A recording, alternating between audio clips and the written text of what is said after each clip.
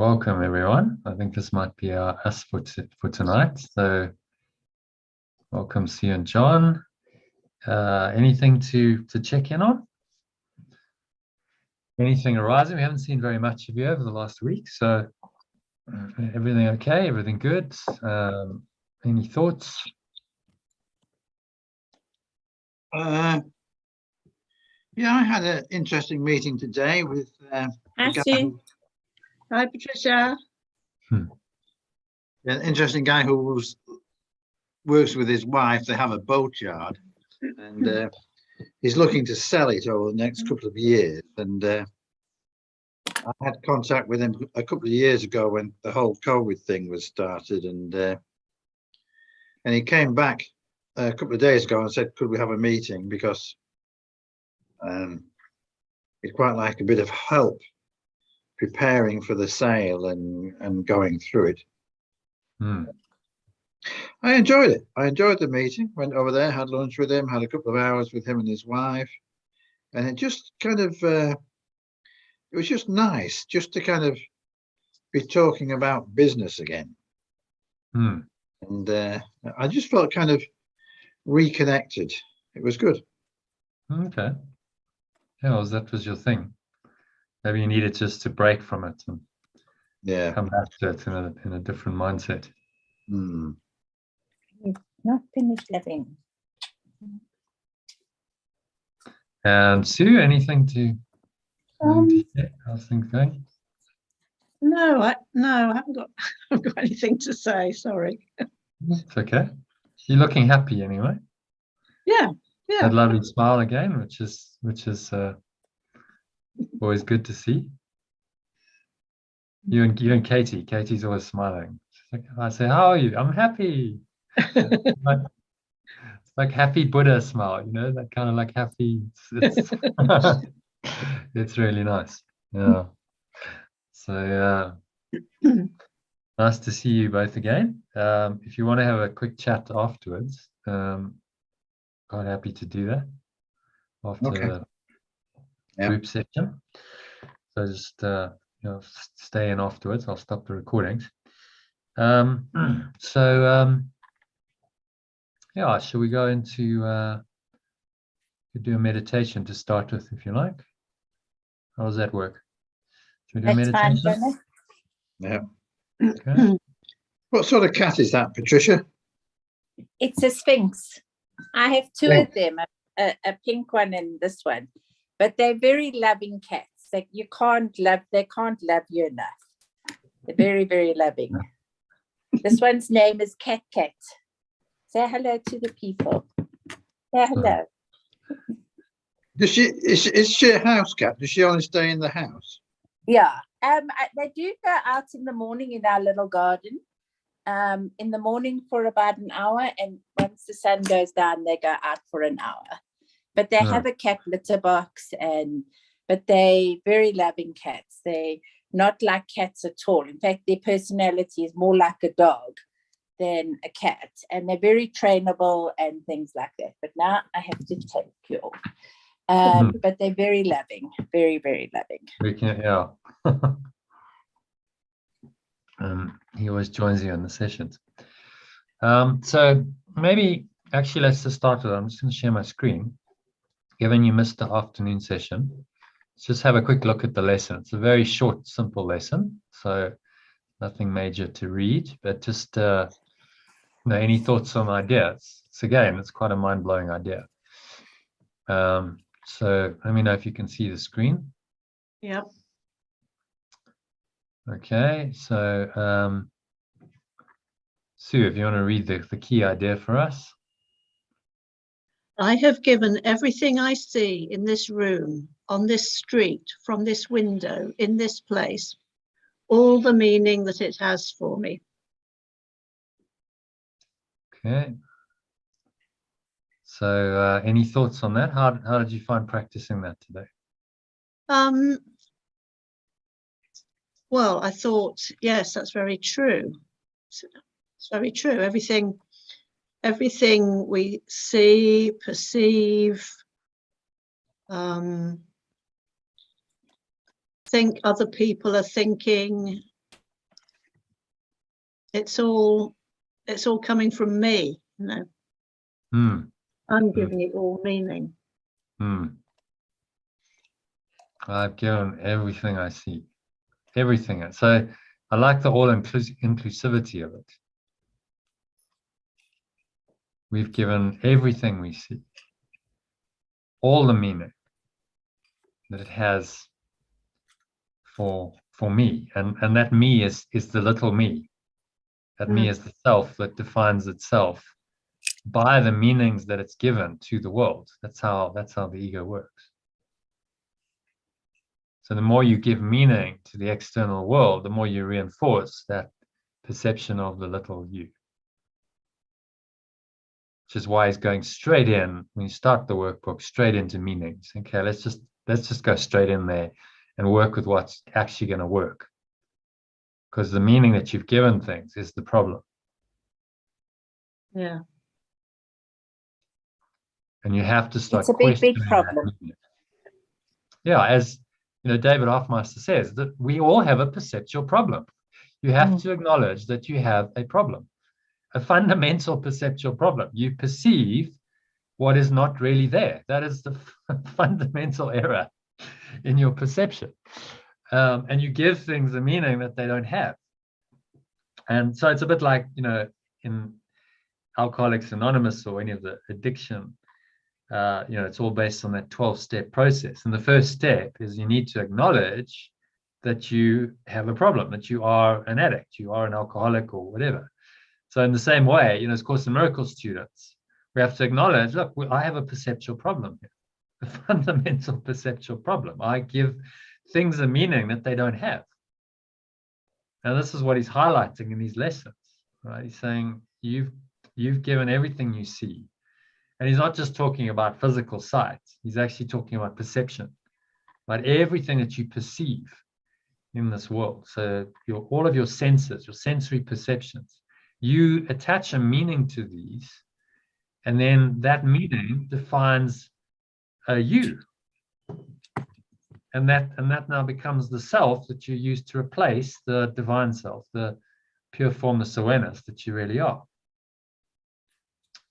It's pretty ingenious, really. You know, this is what our mind has done, and yet it's ingeniously dysfunctional because it's not helping us.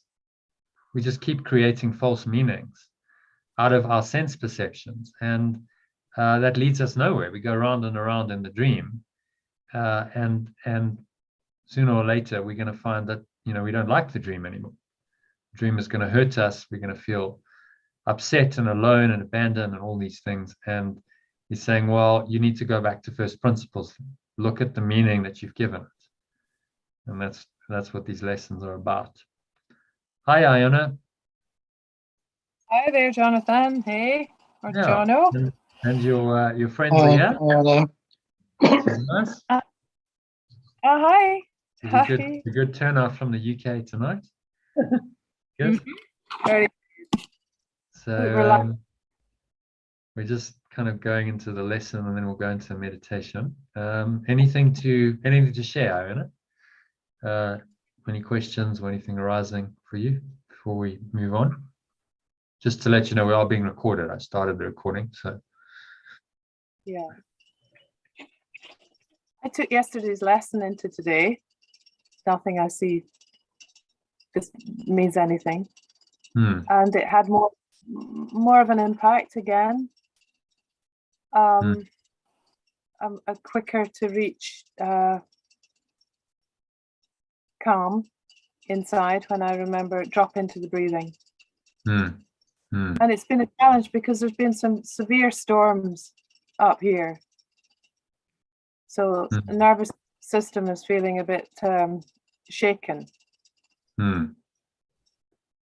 Because of what do you react to the weather? It's like kind of stormy. Yeah.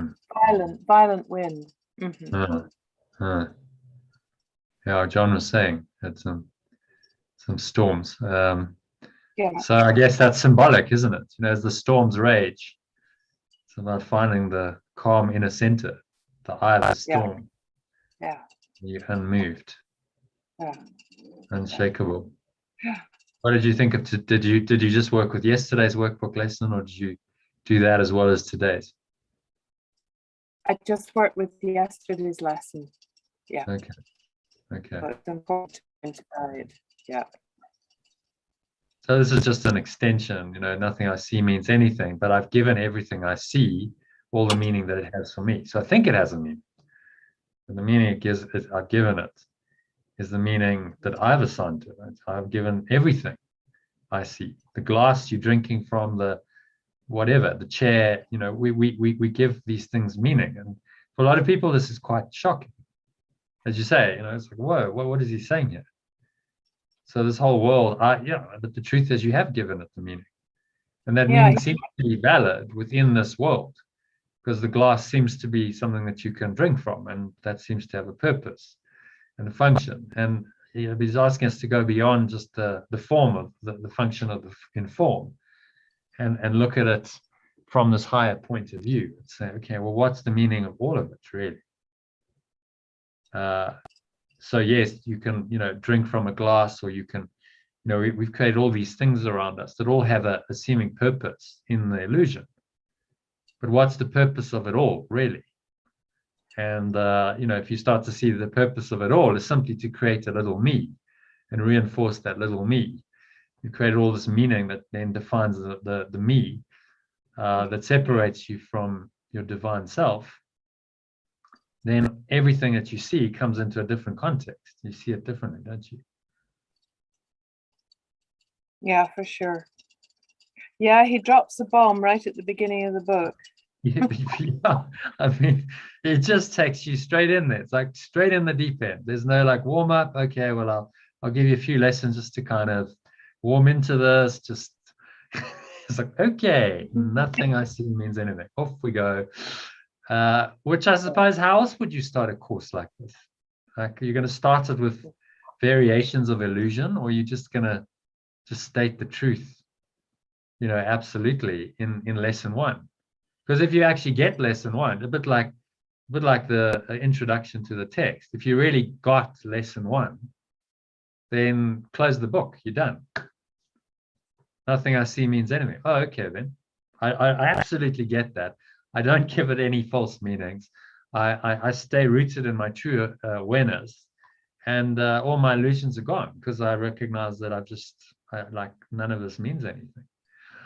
But we need the rest of the practice, the workbook and the text to integrate this, because like how does one live in a world where nothing you see means anything, and you've given everything you see all the meaning it has for you? How does one actually do that is the question.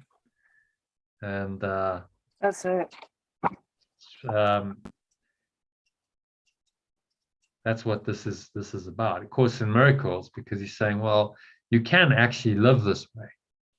It is possible. This is the miracle-minded way, but it's going to take some mind training, and you need to start undoing these fixed ideas that you have about what has a meaning and what doesn't, in and through these exercises. And that's the purpose of it. And it's amazing, you never tire of them. I've done them 15 years, something like that. Sue and John. It's interesting because you do it again and you go, it still has relevance, doesn't it? It's not like, oh, well, I've done that, got that.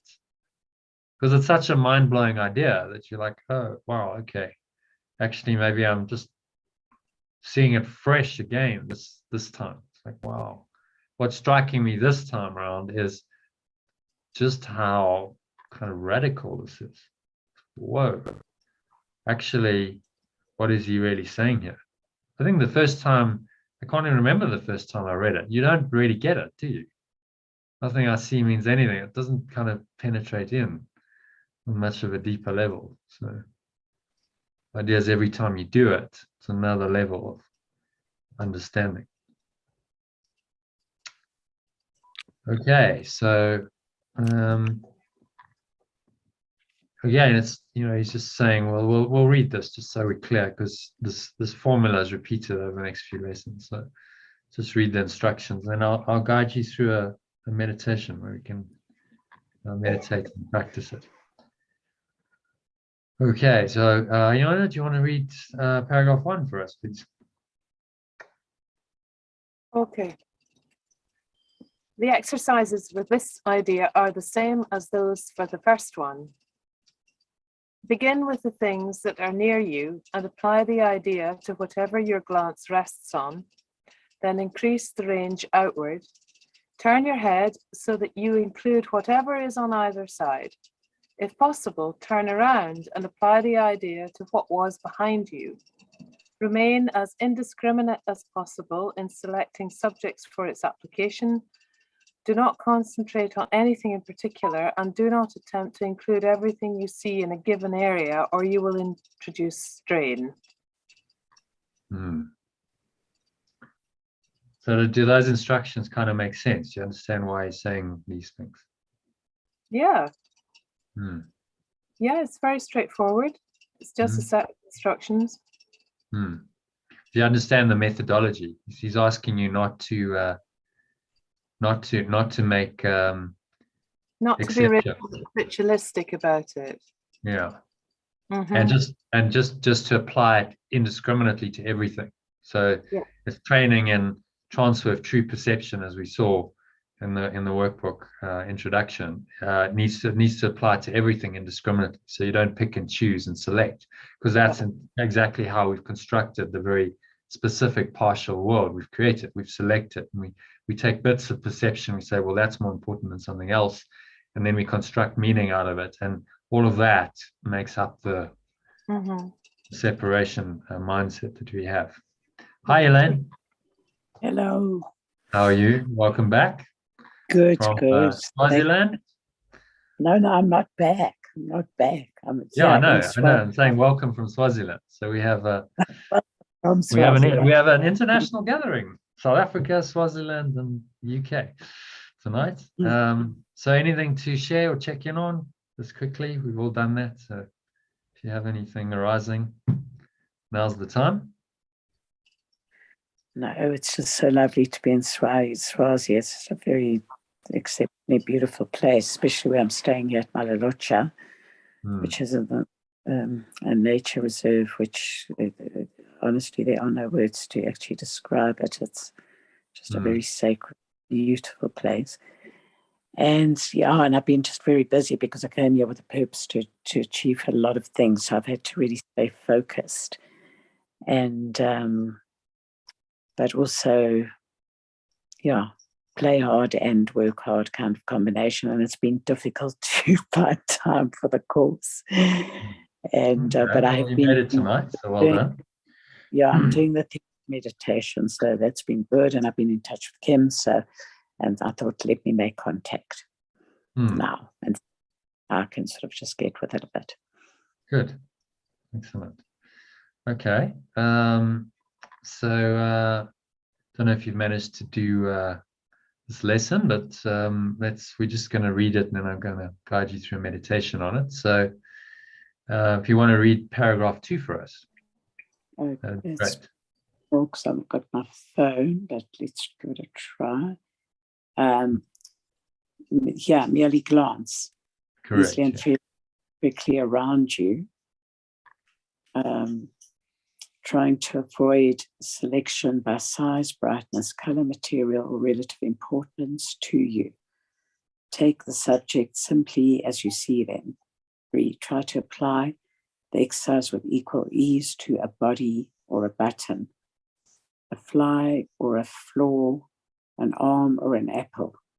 Sole criterion for applying the idea to anything is merely that your eyes have lighted on. Make no attempt to include anything particular, but be sure that nothing is specifically excluded.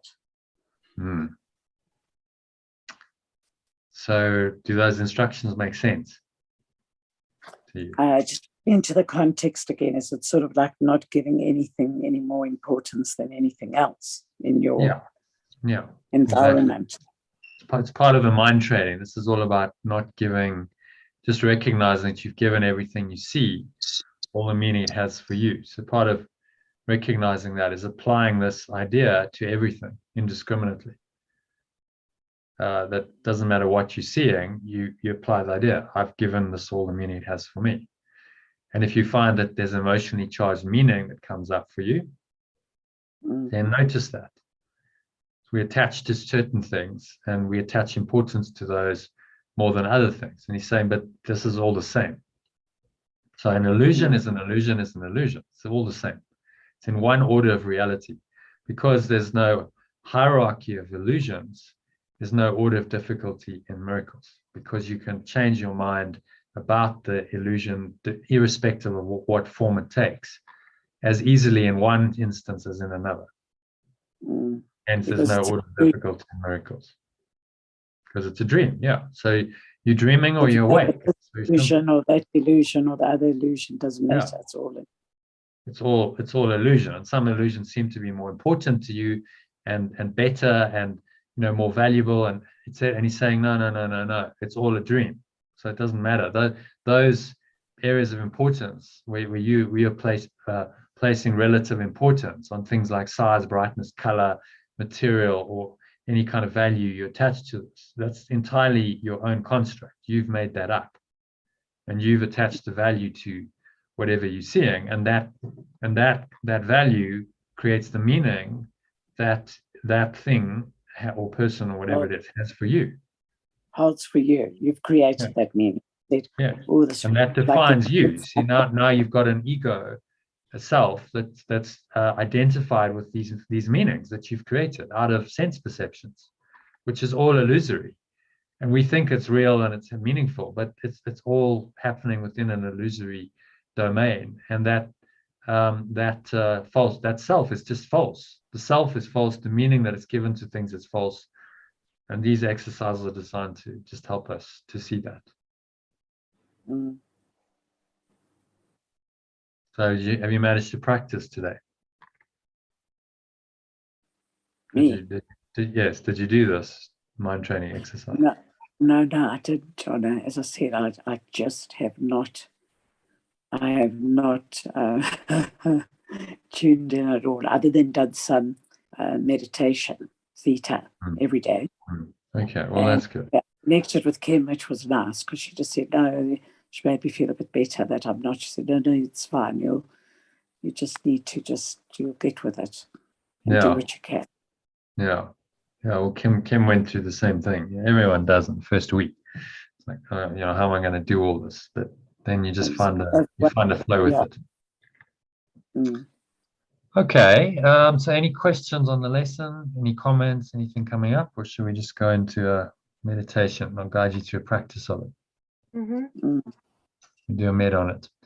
Okay. Is John joining us? Is he standing? See? You're muted.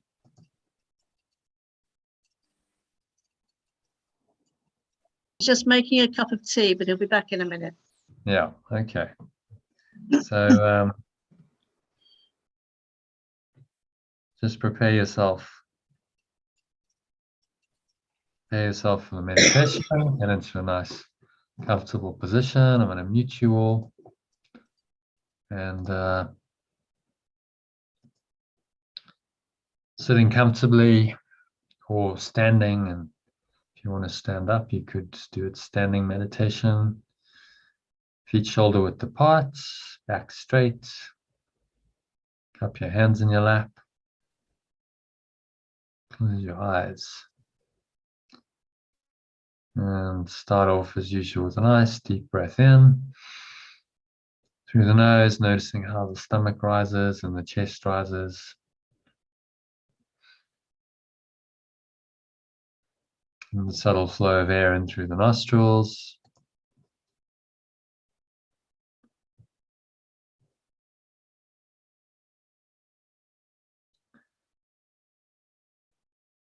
Maximal inhale breath, filling up the chest into your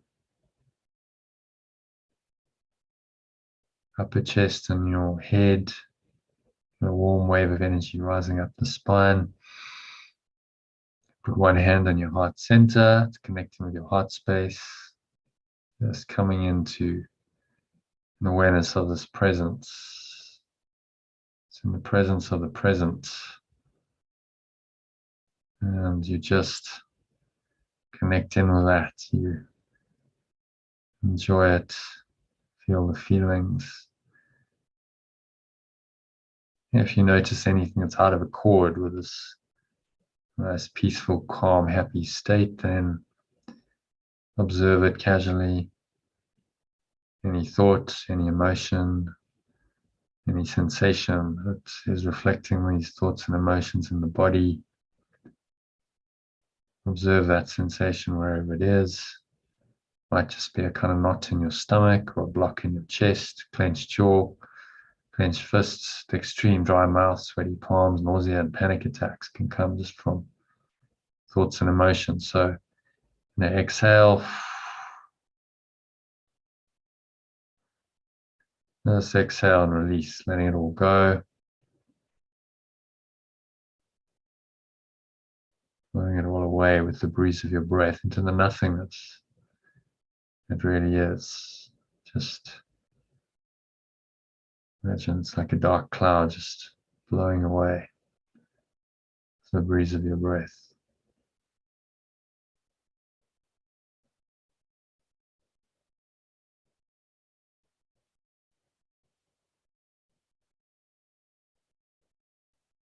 And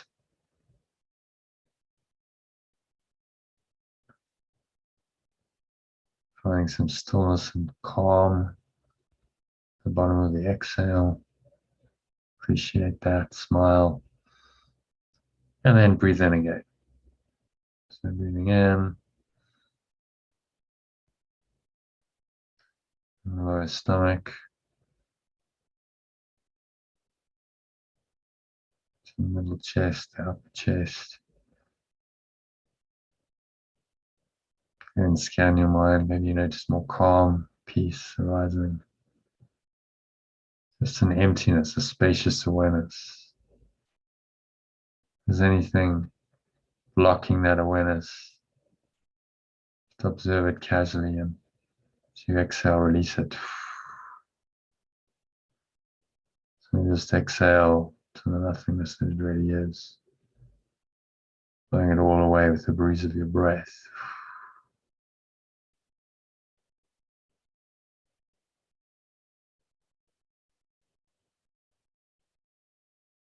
Finding stillness.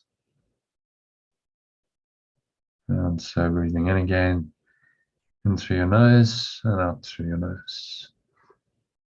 Just observe the subtle sensations of the breath in the nostrils.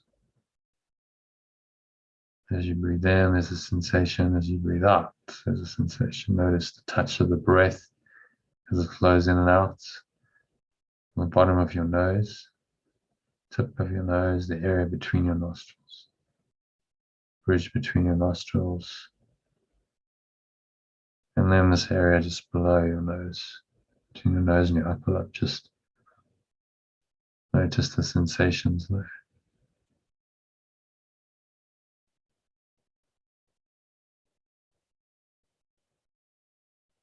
There's really nothing else to do and nowhere else to go, just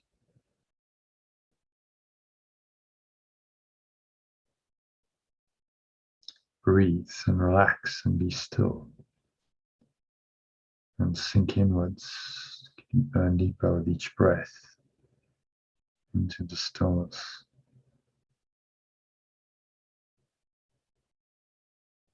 It's the same thing as light. To the light you go. Your mind is calm, clear, empty, spacious.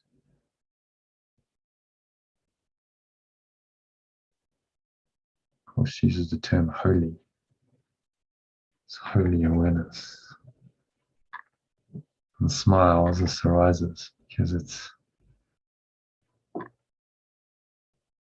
the true awareness.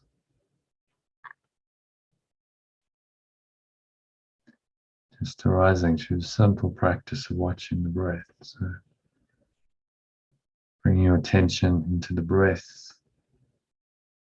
Bring it to the present moment. You're only present, there's no past or future. You come into internal state of mind. You see that everything is only now.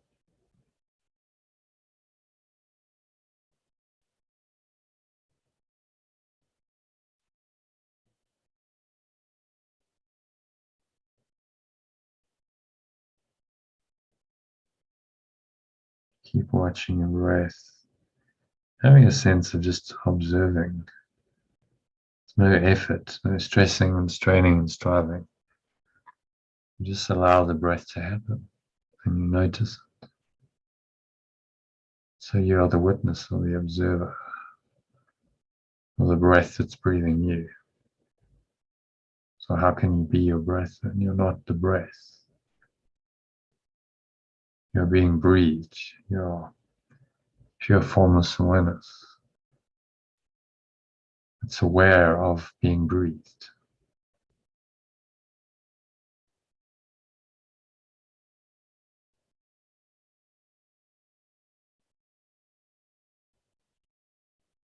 So just be aware of breathing. That's it. It's a very simple practice. Just watch the breath.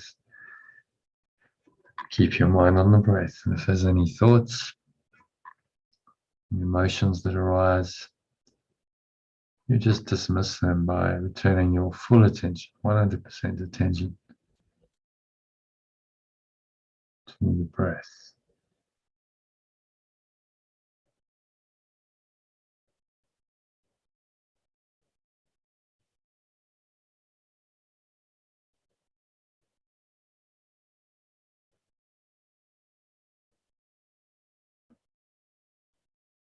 I'll leave you in stillness just to breathe for a couple of minutes, observing the breath only. If any thoughts come in, you just casually notice them and blow them away with the breeze of your breath.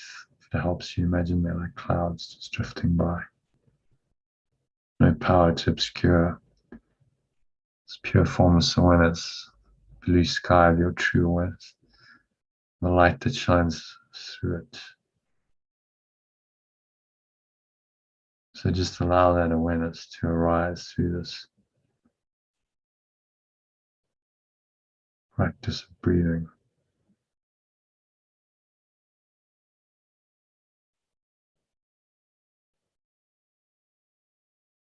The next 2 minutes of deep silence.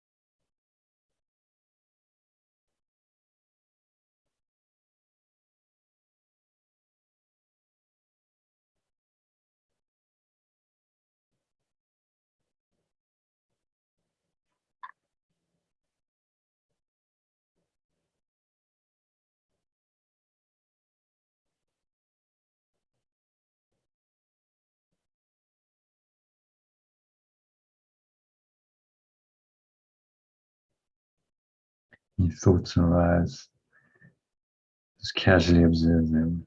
They have no power. They're just arising and passing away like clouds. Let them go, just drifting by.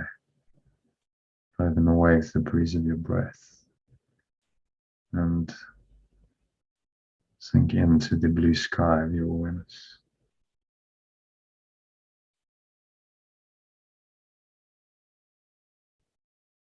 And in a minute or so, you just watch the breath flowing in and out of the nostrils. Focus all your attention on your nostrils, sensations in your nostrils and the area just below your nose, between your nose and your upper lip. For another minute of silence.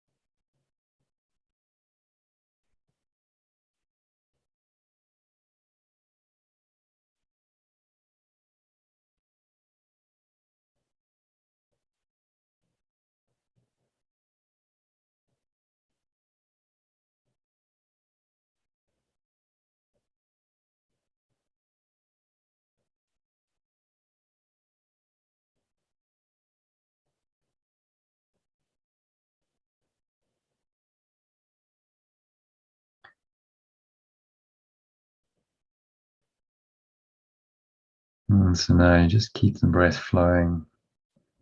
Got it going in a nice rhythm. Just keep that going. And keep some awareness on the breath. But you're going to bring the forefront of your awareness to your body. It's going to scan your body. So noticing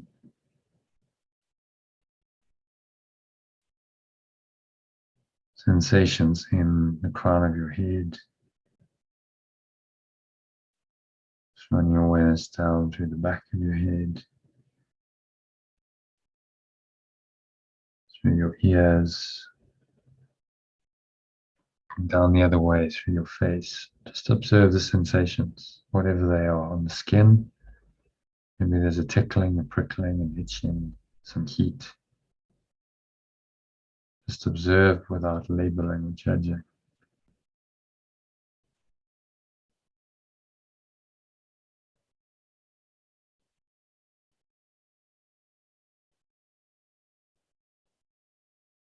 Let this awareness run down into your neck and your shoulders.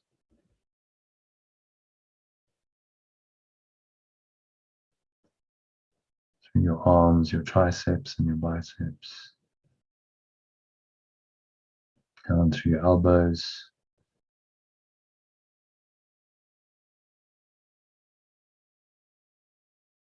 Forearms. Your wrists, your hands, your fingers.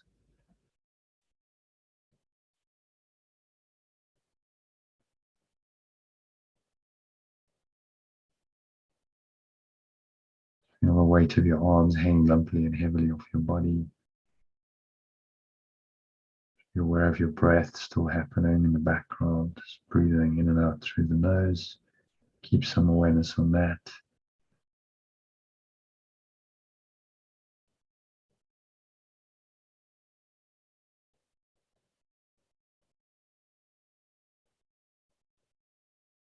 So run your awareness back up from the tips of your fingers, through your hands, palms of your hands, through the back of your hands, to your wrists, your forearms, underside of your forearms, your elbows, on up into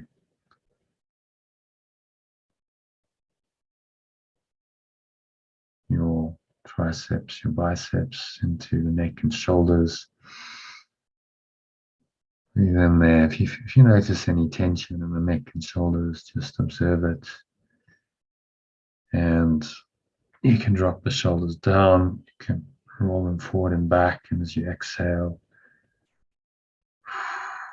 right through the mouth, just have a sense of dropping that. Just releasing it to the nothingness that it really is.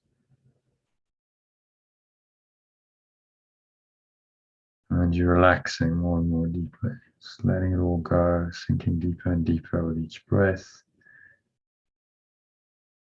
into the still, calm, quiet place.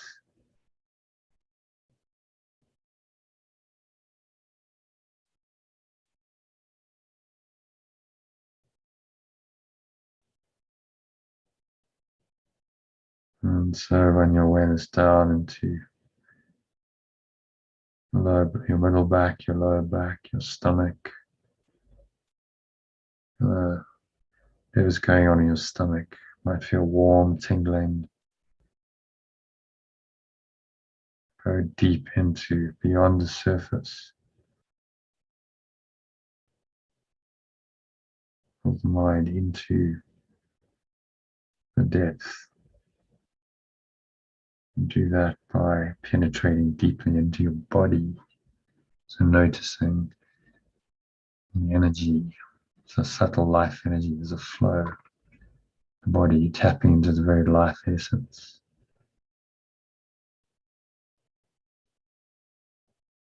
that you are.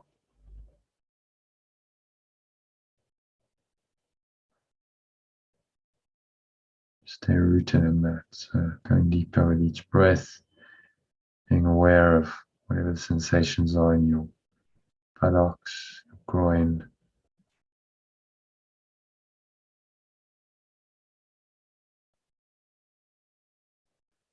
Let it flow down through your upper thighs, back of your thighs, and your knees.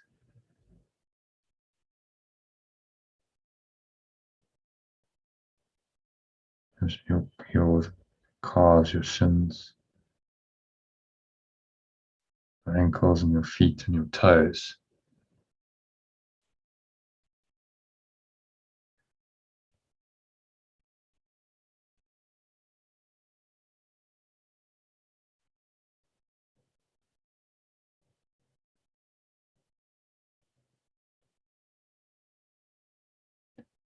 And so just zoom out of your whole body and just observe.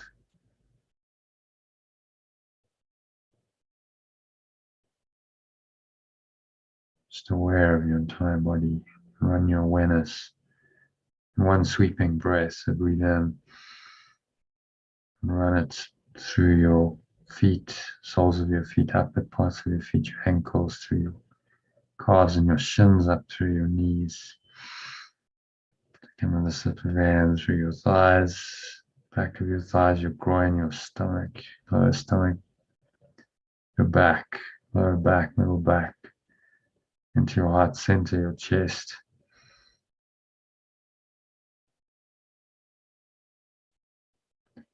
And take your awareness into chest, your neck, your shoulders, your arms, from the tips of your fingers all the way up, the arms into the neck and shoulders. Breathing again, some maximal inhale breath, feel the energy rising into your head, so you notice any sensations there associated with any tingling.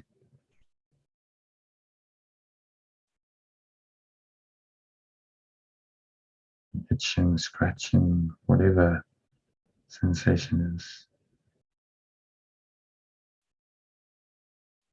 Pass. Everything in this world is arising and passing away. So when you just observe that in this meditation practice, or breath watching and body scanning, originally from the Buddhist teaching called Anapana and Vipassana.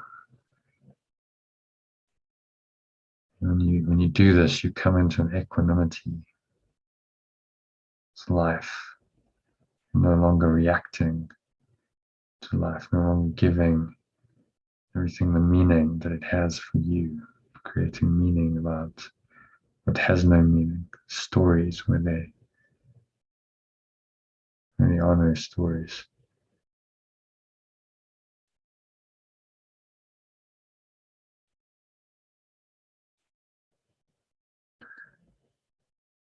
And so just watching the breath, observing your whole body. And you can, for the next few minutes, just scan your body. Keep observing the breath. Scan your body from the tip of your head, top of your head to the tips of your toes. And then back again, just quietly, doing it in your own time. Just being aware of all the sensations in the body as you do this.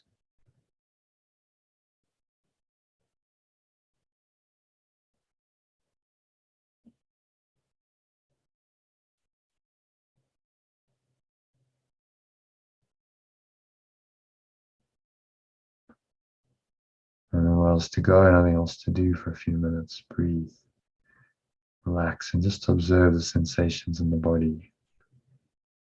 Run your awareness down through face and your jaw, back of your head, and down through your neck.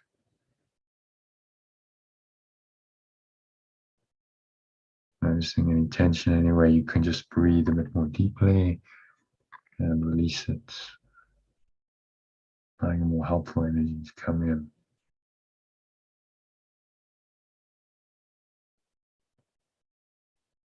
Run your awareness down from the neck and shoulders through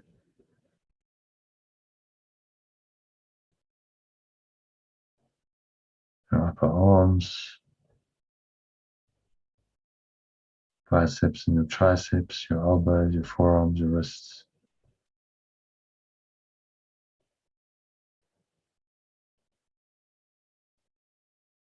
Your arms are hanging limply and heavily off your body. You feel the weight of them.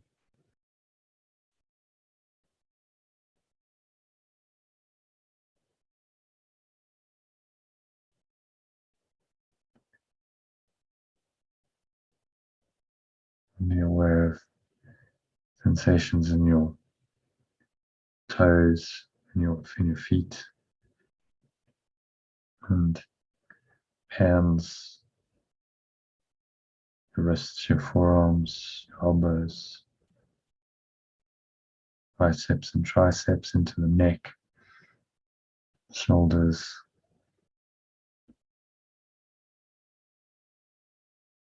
Whatever the sensation is, just let it be.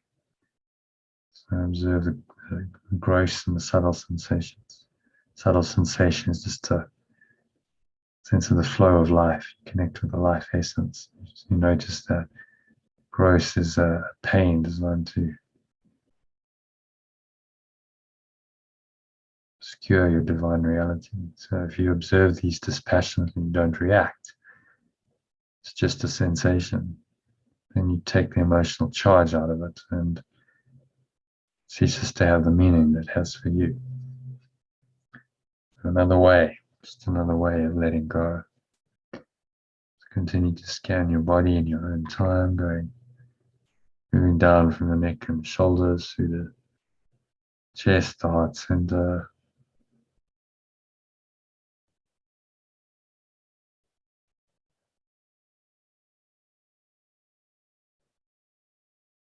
down to your stomach, lower back. A nice warm, soft, tingling feeling there, perhaps inside the body, outside the body. So scan all the way through from the one side, and front to the back, and the sides, side to side.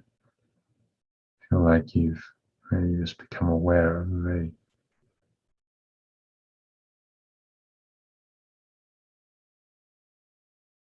simple nature of this. Just dropping in deeper and deeper with each breath. Keep the breath guiding you through this.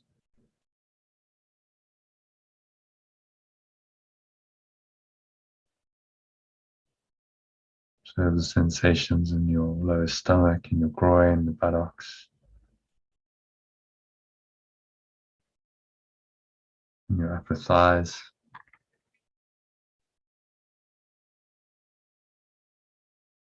Back of your thighs,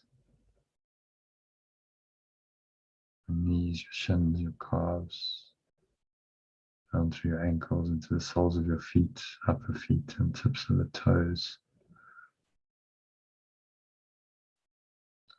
And so now you can just rest, zoom out, and have just a holistic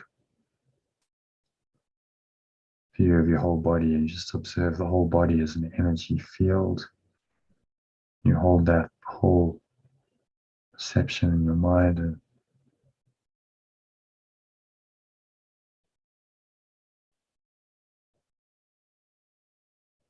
or you can just scan from the tips of your toes all the way back up to you.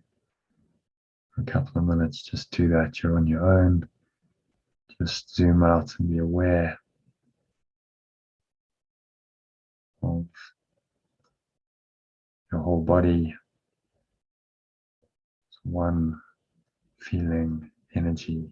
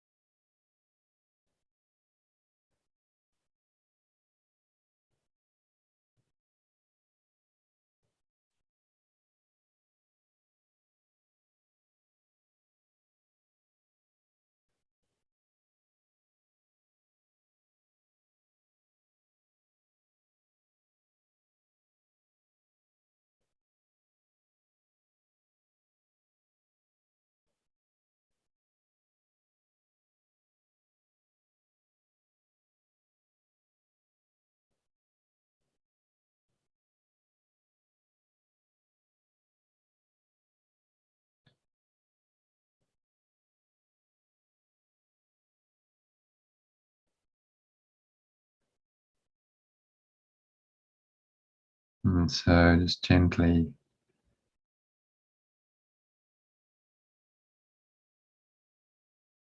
coming back to awareness of the body, and breath, the senses, and the world. And on the count of 3, you're going to open your eyes. So 1, just breathing in, noticing how the stomach rises, chest rises. So also of air in through the nostrils.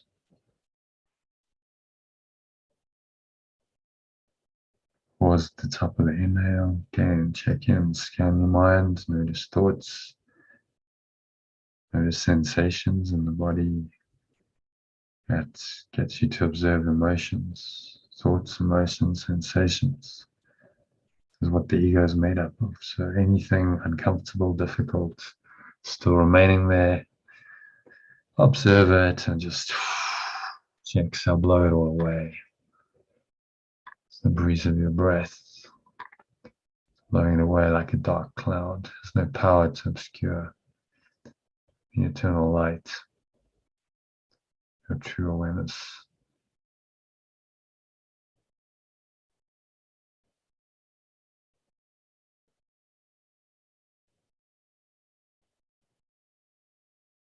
And so notice the weight of the body pressing down into the chair, the feet touching the ground on the count of 2, grounding yourself literally back into this reality, noticing what you're feeling with your hands touching. Maybe there's a subtle flow of air on your skin, notice that. Breathe in, notice any smell in your nose.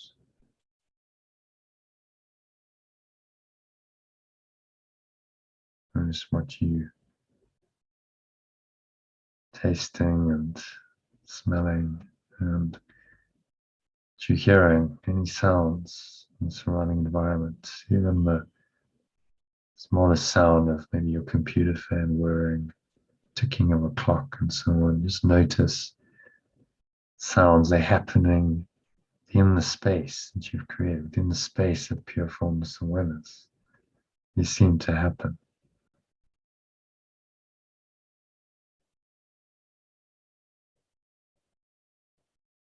And so on the count of 3, you're going to open your eyes. Just going to go straight into practicing today's lesson. So as you look around, just look indiscriminately around, up and down, near and far, it doesn't really matter. And say to yourself, I've given everything I see in this room all the meaning that it has for me. And just say it very slowly and deliberately to yourself. A few times as you scan the room, observing every object, make no exceptions. Don't try and specifically include anything, but don't specifically exclude it either. It's not stressing, straining, striving exercise. It's very casual. It should feel very relaxing. Just glance easily and quickly around you, avoiding selection by size, brightness, color, material, or any kind of relative importance to you. Just as you see things, apply the ideas. So you might say when you see a cup, I've given this cup everything, all the meaning I see in it. Given this computer, all the meaning that it has for me. And apply it specifically for, say, half a dozen objects. Noticing each time that if you're doing the exercise correctly, your awareness is really the same. It doesn't matter what the object is. You're underlying a peaceful awareness that you hopefully established over the last half an hour quite deeply, which is just the same. So this is what this exercise is training you to do, is stay in the sameness of your underlying awareness, even while you're perceiving the seemingly separate objects in the world. And you're wanting you to apply these ideas to everything and everyone, because that, when you can do that, you've corrected your perception, you're back in truth.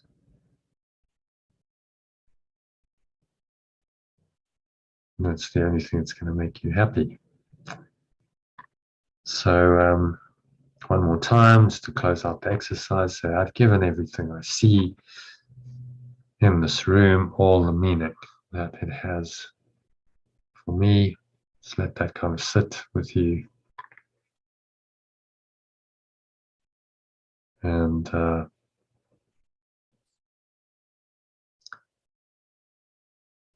that brings us to the end of the meditation. So thank you, everyone. Let's move straight into well, any questions or comments on that? Otherwise, we'll go into the text.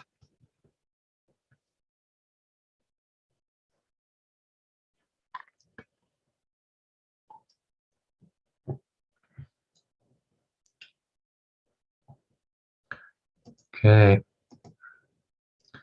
So this is the atonement as, or the atonement as defense. Section 2 of chapter 2. So we're going to do our little retranslation thing. Actually, it doesn't look like there's going to be that much to retranslate because he's not using God and Son of God and so on. No, there's a couple. So God is pure formless awareness, or perfect love, unconditional love, or perfect oneness.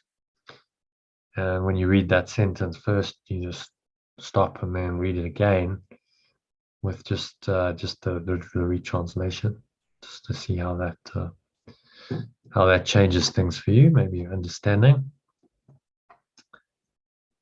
Okay, so yeah, there are not too many. And because this is about atonement, this word's repeated quite a bit. Try and saying it as atonement, and that seems to make quite a profound difference because that's what it is. Atonement has implications of you've done something wrong and you're trying to kind of atone for that or expiate your sin. That's the traditional religious interpretation of atonement. So if you pronounce it differently, it just puts you into the different. Course in Miracles interpretation is that it's about being at one with yourself, your higher self, with God, and with all things God created. At one with everyone and everything, in other words. Okay. So let's kick it off. So it's the atonement. The atonement is defense. Paragraph 1. John, do you want to kick it off for us? You can do anything I ask. I have asked you to perform miracles and have made it clear that miracles are natural, corrective, healing, and universal. There is nothing they cannot do, but they cannot be performed in the spirit of doubt or fear. When you are afraid of anything, you are acknowledging its power to hurt you. Remember that where your heart is, there is your treasure also. You believe in what you value. If you are afraid, you are valuing wrongly. Your understanding will then inevitably value wrongly. And by endowing all thoughts with equal power, will inevitably destroy peace. That is why the Bible speaks of the peace of God which passes understanding. Yes, the peace of pure formless awareness. Yeah. So read that again with pure formless awareness. That is why the Bible speaks of the peace of pure formless awareness, which passeth understanding. This peace is totally incapable of being shaken by errors of any kind. It denies the ability of anything not of pure formless awareness or God to affect you. This is the proper use of denial. It is not used to hide anything, but to correct error. It brings all error into the light, and since error and darkness are the same, it corrects error automatically. Okay. So I think, yeah. Any thoughts on that? Just going to zoom out a little bit. Any thoughts on that? quite interesting that number 7. If you are afraid, you are valuing wrongly. So I think what that means is if you are afraid, you are attaching importance to something which is not important, Yeah. not relevant, or not of consequence. Or, if you Giving are it a meaning it doesn't have. yes, Which ties in nicely with the lesson today. I've given everything I see all the meaning it has for me. yes. So attaching a fear to something that does not merit having fear. And of course, what he's saying is nothing. Nothing here merits fear because it's all illusion. And I like this. Remember that where your heart is, there is your treasure also. I mean, I think that speaks a lot to really getting clear to where our heart is and what our heart is feeling. Yeah, well, heart refers to the feeling aspect of our nature. We can really feel deeply about these things. So if we give our heart to an illusion, we're going to be committed to insanity, and we will suffer. And in truth, it's not love. It's just it's the mind that's just in error. It's got committed to the wrong thought system. Like our authentic heart just feels, it really feels love, and it feels compassion, and it feels these higher states. He's saying that's where your treasure is.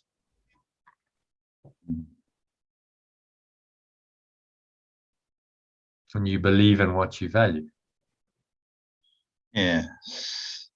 Well, it's self-evident, should be self-evident. Obviously, we believe in what we value, otherwise we wouldn't value it. And number 10 is good. This peace is totally incapable of being shaken by errors of any kind. So when we really are connected with this true, this deep feeling, this heartfelt feeling, it cannot be shaken by error of any kind. Yeah. So become unshakable and invulnerable. And that's what this training is about, to train you to do that. To not be moved. And there's the ability of anything, not of love or pure formless awareness, to affect you. Yes. It is not you, number 13, is not used to hide anything, but to correct error.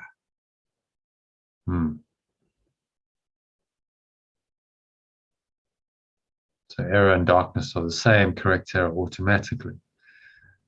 Brings error into the light of pure formless awareness. So when you see the error from the perspective of your own pure formless awareness, which is the light, then the error must disappear. So this paragraph is all about we are being asked to create miracles, and we can do that by connecting with that which is felt deeply within our own hearts, and correcting all errors through the proper use of denial, to take all error back into the light.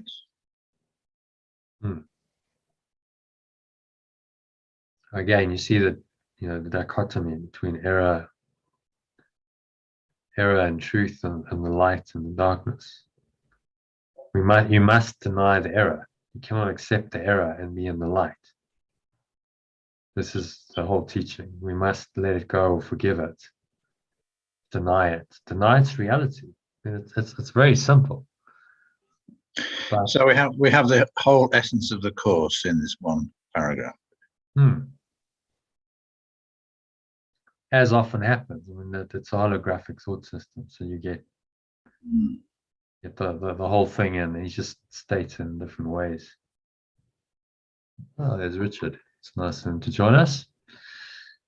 Yeah, any further comments on that? Questions on paragraph 1? No, I'm good with that. Okay. Everyone else, we move on to number 2. So, Sue, if you want to read that for us, kindly. True denial is a powerful protective device. You can and should deny any belief that error can hurt you. This kind of denial is not a concealment, but a correction. Your right mind depends on it. Denial of error is a strong defense of truth, but denial of truth results in miscreation, the projections of the ego. In the service of mind, the denial of error frees the mind and re-establishes the freedom of the will. When the will is really free, it cannot miscreate because it recognizes only truth. Okay. Hi, Richard. Nice you could join us. Hi guys. Sorry I'm late. It's okay. Should Rather late than never, I guess. So you can join in. We're just reading some of the text. So yeah, any thoughts on that? That's reminiscent of yesterday. Remember we had that discussion about free will from yesterday's reading, and he's referring to this again. The idea that free will is this doesn't imply that you have the freedom to choose illusions. It implies that your will is totally free because it recognizes only truth, and in only truth there's no choice. So free will actually goes beyond the idea of choice. Whereas in the ego's interpretation of free will means that you can choose, and of course choose it. But free will in this the Holy Spirit interpretation is totally free. There's no choice in free will. You are pure formless awareness. You're infinite. You're eternal, and there's nothing else. Does that make sense to everyone? yeah. Yeah, as long as it comes from the right source. Yeah. And there really is no choice in free will. He's asking us to give up the idea that we have another will and we have choice. Because why would you want to choose anything other than truth? And this course is just a course in training our minds to see the absolute insanity of that idea that we can choose something other than truth. And to give it up and say, yeah, we don't want this anymore. Hence the denial of error. Frees the mind, reestablishes the freedom of the will. And then we cannot miscreate because we recognize only truth. So we remain in our true awareness, in pure formless awareness. And that's all creation. That's all there really is.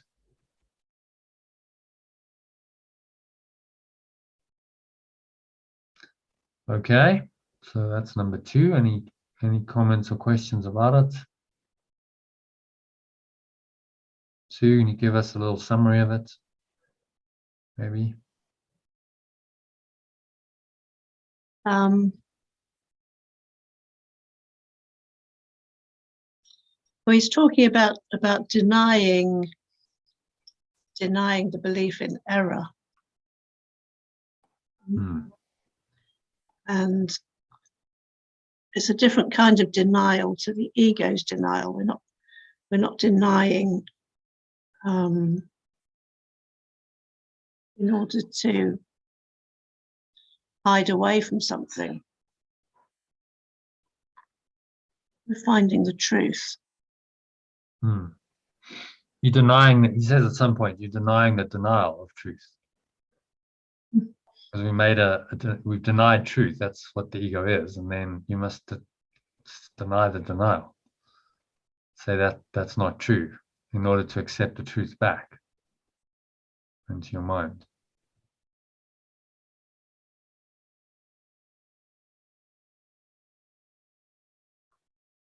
It's not a concealment, but a correction.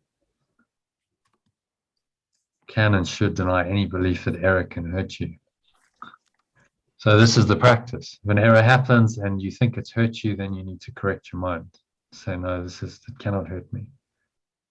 Because my true self cannot be hurt. I'm not a body. I'm free. I'm in this free will of pure formless awareness. That's my awareness. Okay, number 3. Jonathan, can I just say something about that paragraph? Yeah, by all means. I think that this acknowledgement or this denial of our errors or whatever we want, our beliefs or whatever, I like that he says your right mind depends on it. So we can't know our right mind until we actually look at all the errors that we think are so real and let them go. We must deny them. So denial of error is a strong defense of truth. The denial of truth results in miscreation and projections of the ego. So again, it's a very, there's the non-dual teaching. It's this or that, one or the other. You choose. You choose to believe in the error, then you deny the truth. If you choose forgiveness, then you choose to deny the error and you choose to believe in the truth. And that's a strong defense of truth.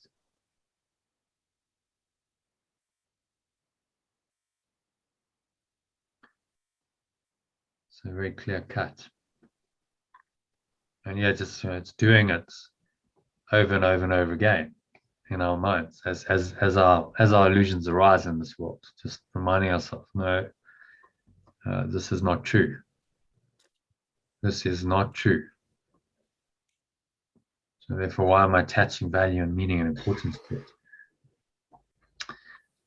Okay, so number 3. Would you like to read that for us, Patricia? You can defend truth as well as error. The means are easier to understand after the value of the goal is firmly established. It is the question of what it is for. Everyone defends his treasure and will do so automatically. The real questions are, what do you treasure and how much do you treasure it? Once you have learned to consider these questions and to bring them into all your actions, you will have little difficulty in clarifying the means. The means are available whenever you ask. You can, however, save time if you do not protract this step unduly. The correct focus will shorten it immeasurably. Okay, so anything stand out for you in that paragraph? We can defend truth as well as error. Because whatever you believe, that's what you're going to defend. I mean, people who don't know the truth will defend what they believe regardless, and try and get people to see it their way. Yeah, and get quite emotional and upset about it. Yes. It's emotively charged. Because actually what they're defending is their sense of self. Your treasure is this ego self that you've invested so much in. Or it's the true self, capital self. And one or the other you're going to be valuing. And then he says, the question we need to ask is, how much do we treasure it? So if we value something that's not real, how does that benefit you? If we value this dream, this illusion, Exactly. How much do you treasure it?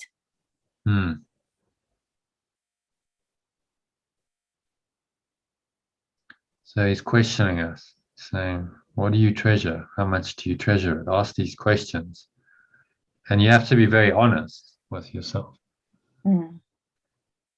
Because if you're honest, you will see that there are probably areas where you do still treasure.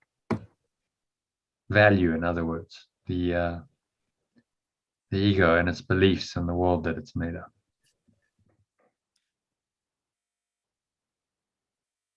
So it means available whenever you ask. So if you really decide, okay, I'm serious about this, and I want to really look honestly, then the means will be made available. The means are in the school. It comes back to your drawing that we were discussing the other day. I must just tell you, those two drawings have played a lot on my mind the last few weeks. Okay, which one are you talking about? The descent into hell? No, the hero's journey. Yes. Okay. When you step out of that comfort zone, when you step into the unknown, he says here the means are available when you ask. It's exactly that in the diagram. When we step there, whoever you need, whatever teachings you need, they're available to you to go through that journey. And at the same time, we're saving time. That's quite incredible. We're not wasting time in the illusion. So there it is, just to refresh you on the memory. From the known, the call is to move from the known to the unknown. And so there's a call, but we have to listen to it. We have to be willing to listen to this inner voice of spirit to guide us to go out of our the prison, really, the prison of our own perceptions. And this is a journey in our minds, not necessarily a physical journey, although you might go somewhere, circumstances change, but it's a journey from the known into the unknown and breaking through this barrier of the ego. So when you let go of the ego, then you go into the unknown.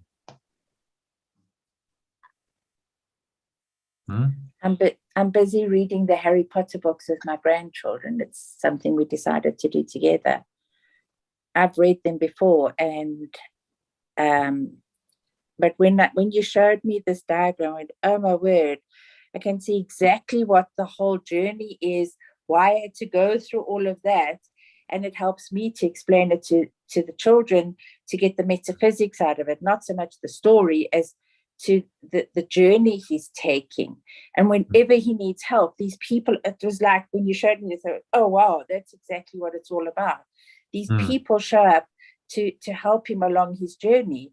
And he's always thinking he's got to do it alone.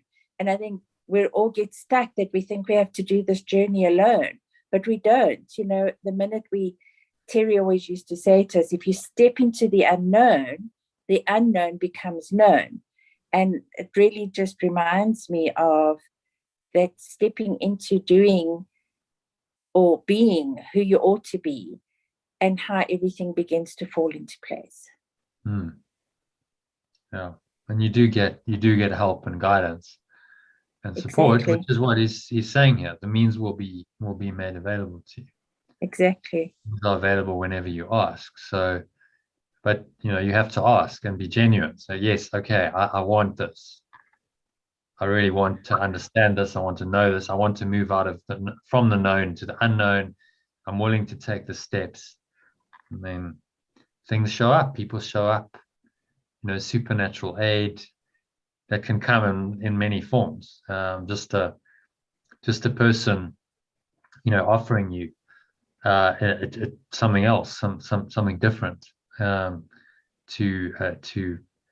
get to help you, and along the journey you get these helpers. So that might come in the form of a person, but it could equally be a movie, it could be a book, it could be a quote you read.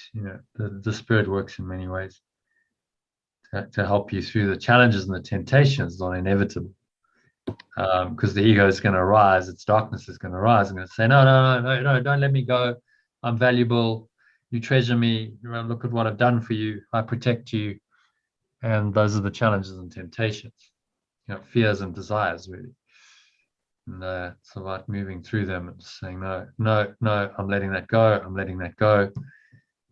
You go to the abyss, the death and the rebirth, have the revelation of connecting with your true self, whether that you actually have a revelation experience as the Course defines it, or it's just there's an inner transformation, because there's different language from these different teachings. But the message is clear. It's about coming into an awareness of who you really are through this, and it's a journey. You have to go through the journey of facing the challenges and the temptations, and then letting them go, and not honoring them. And you keep going, and then there's the death and the rebirth of the old self, reborn into a new self. This is what it means to be reborn. So when Christians say, "Oh, I'm reborn," I don't think they really know what they're meaning. It's this hero's journey, and you're reborn in your mind and in your perception of yourself. A new self comes, and then interesting, uses the word atonement or atonement, which is exactly what we're studying. That this is the journey of becoming at one with yourself, your source, and with everything the source created, which is all beings. And now you come back with that higher awareness into the world, and you can bring these gifts back to people, and you can show them a higher way. So that's a little refresher on that. But that is what we're doing here. Just by undertaking this process of forgiveness, denying the darkness, you are undertaking the hero's journey. Okay. He's saying the correct focus will shorten it immeasurably. So saying you can save time if you will simply ask for guidance of the Holy Spirit and listen. Okay, so number 4, who hasn't read? Ayana? The at-one-ment is the only defense that cannot be used destructively because it is not a device you made. The at-one-ment principle was in effect long before the at-one-ment began. The principle was love, and the at-one-ment was an act of love. Acts were not necessary before the separation because belief in space and time did not exist. It was only after the separation that the at-one-ment and the conditions necessary for its fulfillment were planned. Then a defense so splendid was needed that it could not be misused, although it could be refused. Refusal could not, however, turn it into a weapon of attack, which is the inherent characteristic of other defenses. The at-one-ment thus becomes the only defense that is not a two-edged sword. It can only heal. Okay. So, thoughts on that?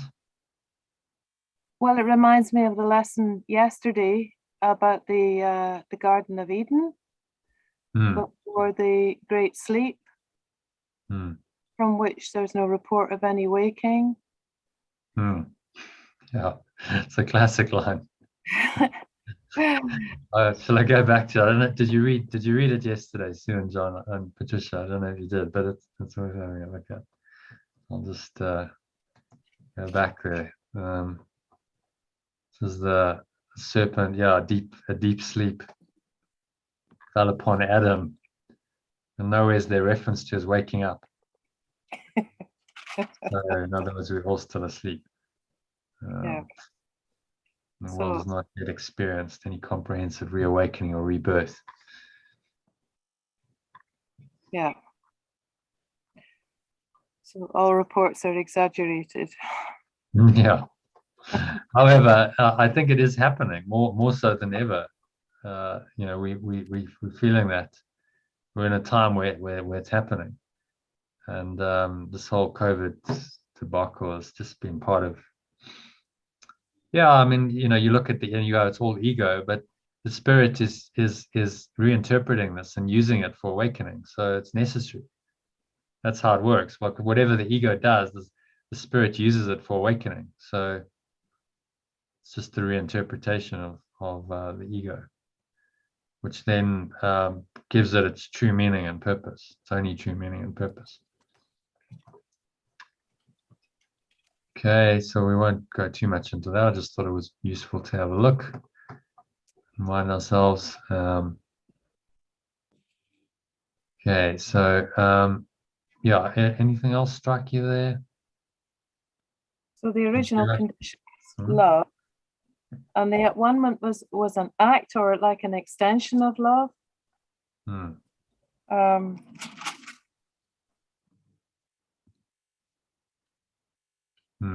But there was something that was needed, wasn't there, after the great separation? Atonement was needed. Love was extended. Yeah, so it's a principle of, okay, now the separation seems to have happened, that there's a need for Atonement.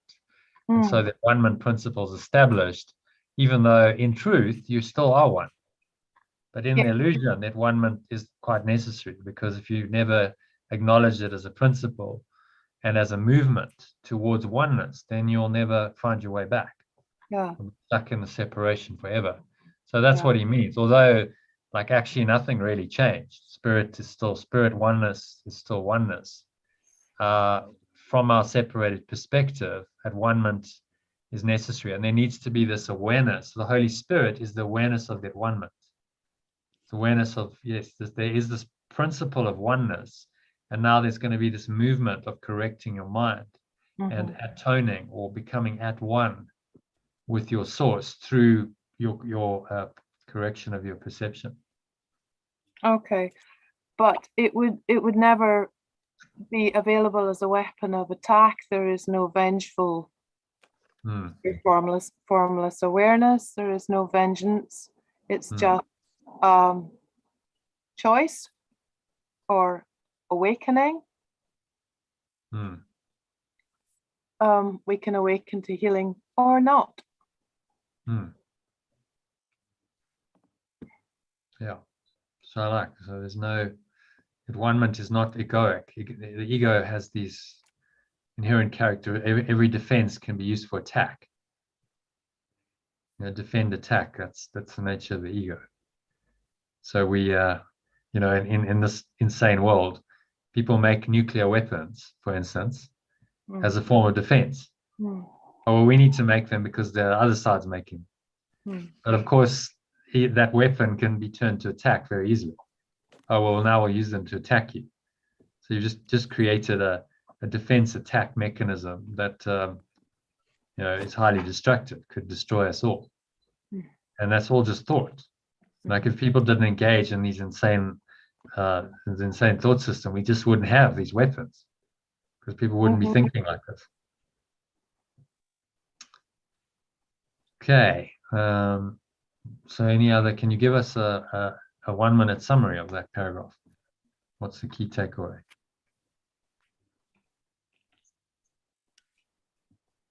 Just in what you said then, if we didn't indulge in this insane attack and defense mechanism, there is only one place of total safety. Mm. And that is the love that has always been there. Mm. That's acknowledging it. You see, that one-man principle came into effect as soon as the separation seemed to happen, right? The moment that happened, there was that one-man that was created. So the Course says the Holy Spirit came into being with the separation. That's what he means. Right. Really, it's just the awareness of oneness. It's the reminder of oneness, the remembrance of that oneness that is still there. Didn't really come into being. It's just the memory of what you forgot. And so now that becomes a principle, in the guiding principle in the dream world of separation, which wasn't necessary before the separation at all, because you were just in perfect oneness. There was no, oh well, now we need to remember oneness because we are oneness. Well, there's no separation from it. So it's language. I mean, he's using language to explain it. And in essence, it's always there, and then we separate from it, and now it seems not to be there. And now that one-man principle in the Holy Spirit, which is the remembrance of a oneness, simply reminds us, no, it is there. It's always been there. It is there. And we need to accept that principle. Otherwise, we can't heal. Yeah. We just maintain the separation. Okay. Mm-hmm. Any other questions or thoughts on that? Let's move on to number 5. So I'll ask Richard to read. Richard, you still there? Don't know. He's quiet and he's muted and he's no video. So maybe he's gone to sleep or he's not there. So we'll cycle back to John. Oh, John's not there as well. Okay. So Sue, do you want to have a go at number 5?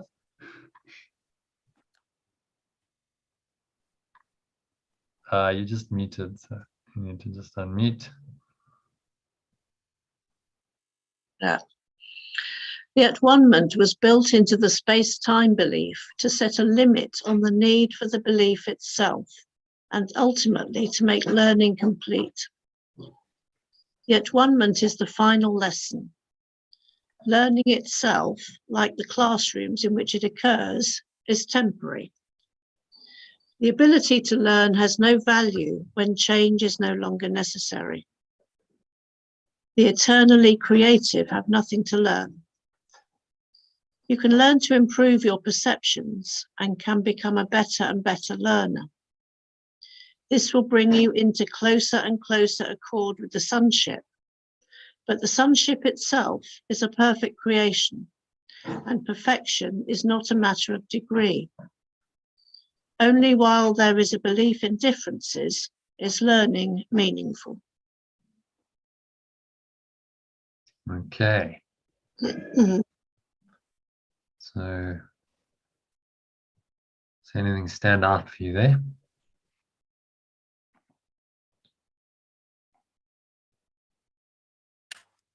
Well, that we just keep learning as long as we need to keep learning. And once we've got it, we don't need to learn anymore. So you're really unlearning. I mean, he uses the word learning, but what you're actually doing is you're unlearning a thought system. So the learning is simply learning just how dysfunctional and hurtful and how much you don't want the ego, and then learning to let it go. So, you know, learning the art of letting go, really. And it's an undoing, an unlearning of a thought system that you learned that really doesn't serve you. Yeah. It's not learning in the sense of, oh, I'm going to learn this skill and that's gonna make me somehow better. See, you're not adding. You're not saying the ego uses learning inappropriately, because it says, okay, well, you know, you feel lacking and limited and really unworthy, but in order to try and compensate for that feeling, we're going to get you to learn various worldly things, various skills, techniques. You know, people learn degrees, they learn skills, they learn all kinds of things to try and make themselves feel better, and then they identify with those.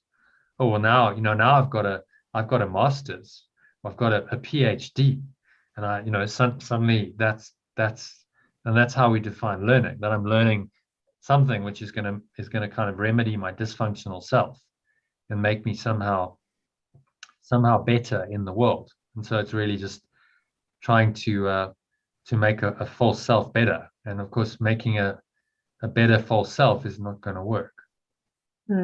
Whereas this is saying, just unlearn all of that, unlearn the entire ego thought system, and that means deconstructing all of this that you thought was valuable, that you thought you needed to learn. I mean, if you think of learning as the world defines it, we need to go to school and you need to learn all this really largely irrelevant information. If you think about it, I mean, you learned a whole lot of facts about the world. It's like, is any of that of any real relevance?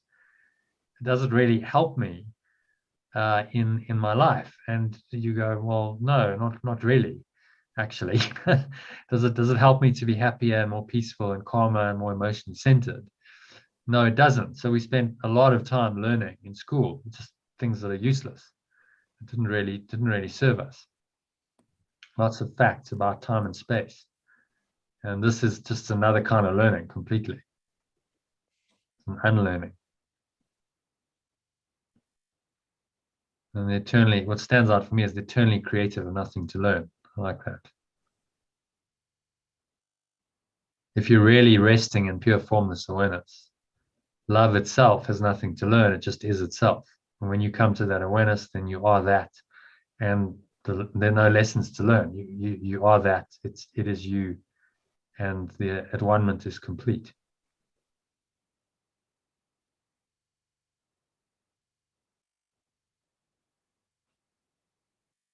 And then he just says in perception, yes, you can become a better and better learner. So you can learn to let go more quickly, to not be tempted by false perceptions. And that brings you in closer accord with the sonship. Maybe you want to retranslate sonship there. What's the sonship?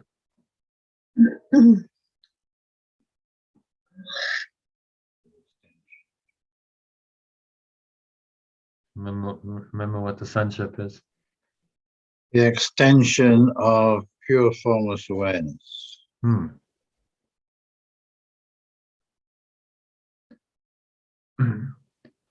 So it's the seemingly separated mind, and there's only really one mind, hence he calls it the sonship, which is the extension of pure formless awareness that now believes it's fragmented in all these separate minds. But in truth, this sonship, the extension of pure formless awareness, is a perfect creation, just as pure formless awareness is a perfect creation. It's of the same order, it has the same quality. So only while we believe in differences is learning meaningful. Puts a whole different spin on what learning is. And you start to recognize that I need to unlearn. I need to let go of what I have learned. That's the learning. So that I can allow this awareness, which actually doesn't need to be learned. He says, this course does not aim at teaching the meaning of love, for that is beyond what can be taught. You cannot teach this pure love, this pure formless awareness. Possible to teach it. Can't actually be learned. You can only learn to undo what's false. You undo what's false, then what is left is true. And that has always been true, and it just arises in your awareness because it's true. It's always been there. So it's removing the blocks to the awareness of love's presence. Well, that makes sense. Yeah. It's actually it's such a simple teaching. He really, he's just telling us straight. It's very, very simple. This is what you have to do. You just have to cut away or let go of everything that's covered over your pure formless awareness, your pristine mind that is pure and holy and innocent. You just have to cut away all of that, unlearn all of that stuff that you invented that covered it over. And then you'll be back where you are. And you can't really learn that. It'll arise when you're ready in your awareness. and then it's over. The dream is over because you rest in God, and rest in this pure formless awareness for all eternity. Okay, so any questions on number 5? All good. So number 6, John, if you want to read that for us. Evolution is a process in which you seem to proceed from one degree to the next. You correct your previous missteps by stepping forward. This process is actually incomprehensible in temporal terms because you return as you go forward. The at-one-ment is the device by which you can free yourself from the past as you go ahead. It undoes your past errors, thus making it unnecessary for you to keep retracing your steps without advancing to your return. In this sense, the at-one-ment saves time, but like the miracle it serves, does not abolish it. As long as there is need for at-one-ment, there is need for time. But the at-one-ment as a completed plan has a unique relationship to time. Until the at-one-ment is complete, its various phases will proceed in time. But the whole at-one-ment stands at time's end. At that point, the bridge of return has been built. So it's saying that the process of atonement, which actually is a process in itself, is short time in the sense of it lifts our errors out of the way and corrects them. It doesn't abolish time, but it saves time, short time.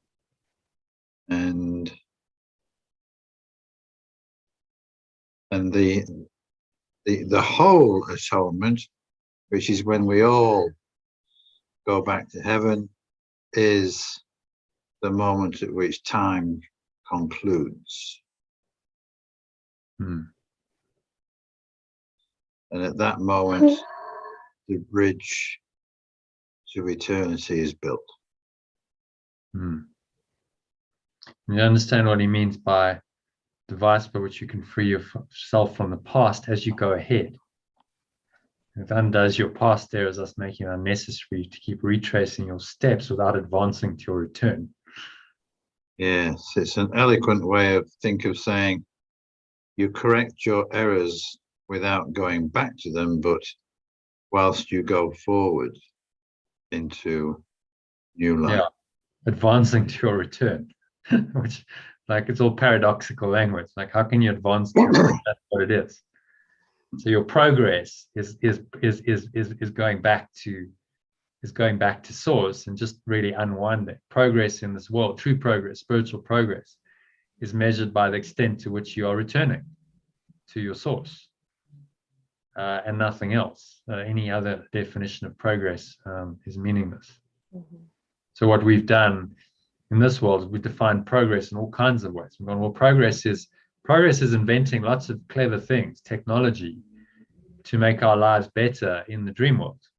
That's progress. That's how the ego defines progress. And of course, then we just get more attached to the dream world because we've made up all these things to make our lives more comfortable in the dream world. Apparently, but we're not actually returning. We're not saying, no, I'm done with this place. Doesn't matter, because it doesn't matter what technology I invent here to make my life more comfortable. It's still a dream, and it's not a very happy dream. Truth be told, people still suffer. It doesn't matter how much technology we invent, there will still be suffering. There will always be suffering. There will always be sickness, pain, and death, because that's the ego script. So Jesus is just saying, look at this and just let it all go. At one point in the text further down the line, he says, ingenuity is of the ego, not of the spirit. So ingenious thinking is egoic because it's trying to fix a problem that's not really there. And the spirit simply says this problem is not real. So why are you engaging in ingenious thinking, trying to fix a problem that's not even there? Rather just recognize the truth that the problem is illusory and that the whole answer lies in God. And there's no need for ingenious thinking in perfect oneness, because none of the problems that ingenuity is designed to rectify exist in perfect oneness.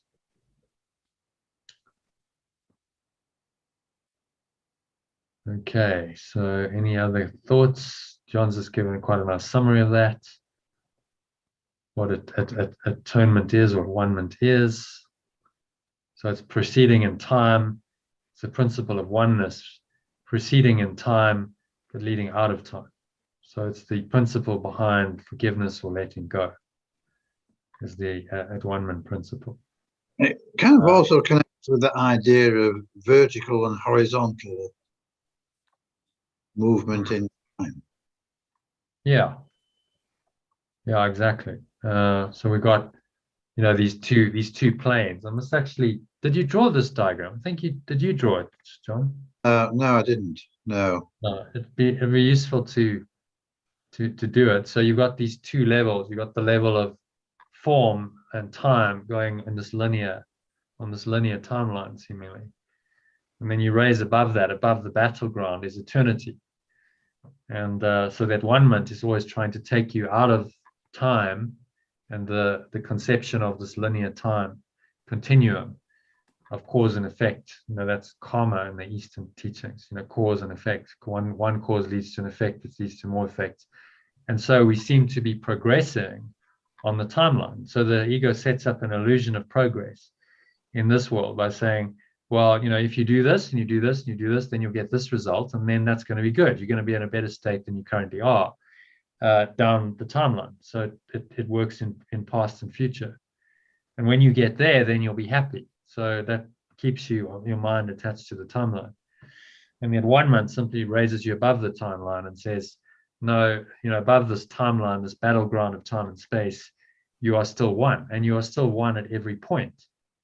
So it doesn't matter what's happening on the timeline, you are still, the principle of oneness still is there. And it's always there as your salvation from whatever distress you might be encountering because of your attachment to the timeline.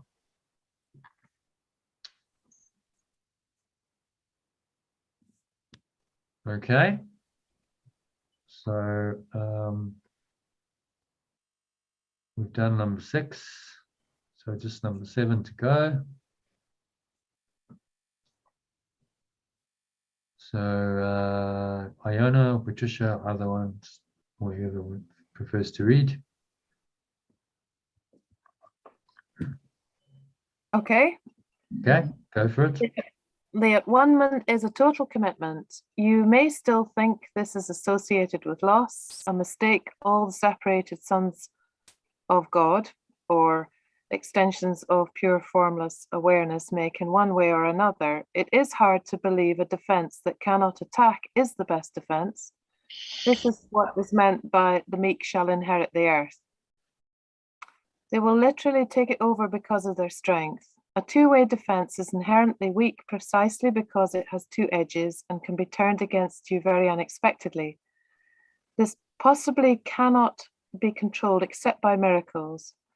The miracles turn the defense of at-one-ment to your real protection, and as you become more and more secure, you assume your natural talent of protecting others, knowing yourself as both a brother and a son, or extension. Yeah, nice. You're getting into the language, which is good. It's starting to just become an extension of Son of God is extension of love. Yeah. Your formless awareness. Yeah. Which to me makes that's much more resonant. Like the Son of God, like what is it? It sort of implies some kind of parental relationship or something. It's I understand why he uses it, but And there's maybe better words to point you to what it really means. Okay, so anything stand out for you in that paragraph? Yeah, the quote, "In my vulnerability lies my defense." Is that right? In my defenselessness lies my safety. Yeah. Yeah. Yeah, that number 3, it's hard to believe that a defense that cannot attack, if you can't produce a gun, you're just standing there in your totally undefended, just there. How can that be the best? But it is, because it's the inherent strength or the purity within. It's the total. It's the everything. It's the I am. It's not defending an illusion. No. So the ego goes, well, then you're defenseless. Like, that's not a good idea. Your body's important. What you own in this world is important. You need to defend it. And of course, he's saying, well, if you defend these illusions, then guess what? You believe in the illusion, and you keep on doing that. You'll come back to believe in the illusion in another lifetime. And so the best defense is simply to let go of all that and say, well, actually, I need no defense because none of these things are real. So why would I value and try and defend what is unreal? That doesn't make any sense. And again, you got the great lesson of the crucifixion of Jesus was, okay, I'm defenseless. They remember in the Garden of Eden, the disciples were trying to defend him, and he simply said, no, like, don't do that. Just let them take me. So it's a very powerful undoing, this idea of defense and being defenseless. Connects you totally with the at-one-ment, because in at-one-ment there's nothing to defend from. In at-one-ment there's no other self. There's nothing else that can attack oneness.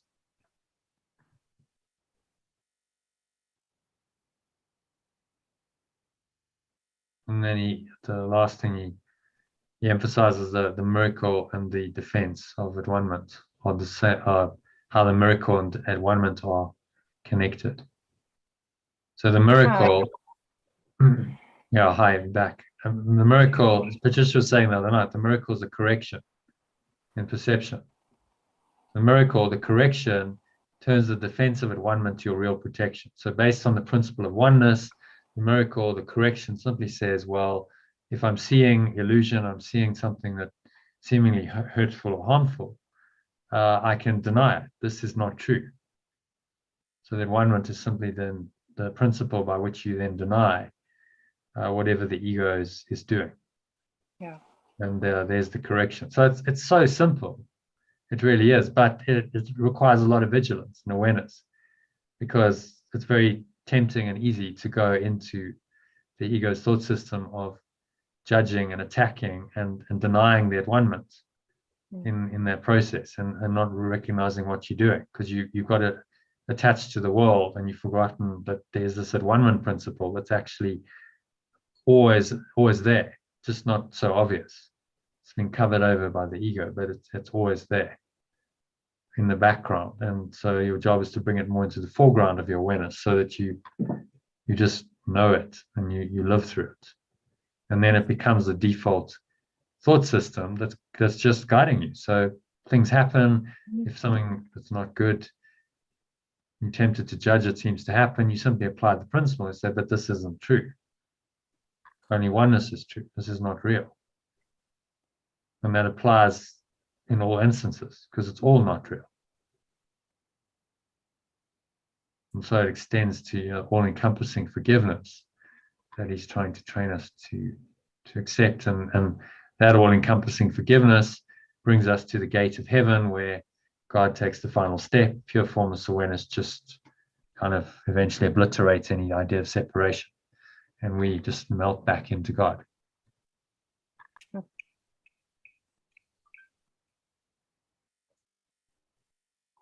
And interesting, he ends off with, you assume your natural talent of protecting others, knowing yourself as both a brother and a son. So you're brother to people, and as well as an extension. And so then you come into your higher purpose of being a healer, someone who's truly helpful on this level to others. It doesn't mean protecting others in the sense of physically defending them. He means you're protecting their truth and their true awareness by helping them to remember it. Okay. So can you give us a little summary of that paragraph? Some key takeaway.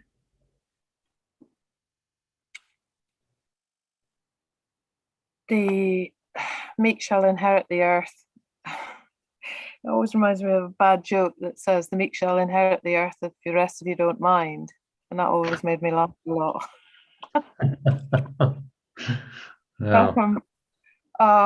But it's that absolute strength. It's that core knowledge, belief. This is, I am, I see it in you. There is no separation. There's no outer defense of gun or knife or sword or whatever that can be used as necessary. The miracle is the renewed thinking. Is that the correct language? It's the correction. It's a correction of perception. Correction and perception. Thank you. Yeah.